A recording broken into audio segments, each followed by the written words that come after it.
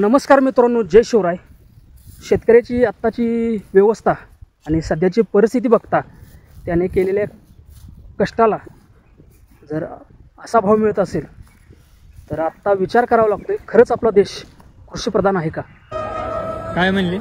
त्याला म्हणतो भाडे पुरते तरी मला पैसे द्या. कुठून आले तुम्ही? तो ठेवून राहिला, निलाव झाला. निलाव झाला नाही. आणि 100 किलो म्हणतो पाव तर म्हणून नाही कोणी घे म्हणतो भाडे पुरते तरी द्या.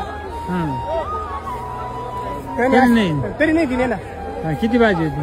100 भाजी. 200 तरी आले असते तर ते भाडे पुरे 100 तरी द्या म्हणतो. काल नका भाडे पुरते काल विकली असती भाजी 1000 रुपये. काल विकली असती पण आज हालत नाही. मी काय म्हणतो त्याला 100 रुपये तरी द्या भाडे पुरते. तरी नाही. तरी नाही. आता इथून 2 बाचके आणले गाडी इथून परत भाडे पुरते द्यायला पाहिजे. काही बाचके काय? हा, ते गाडीवर ठेवून गाडीवर ठेवून आणले ना. असं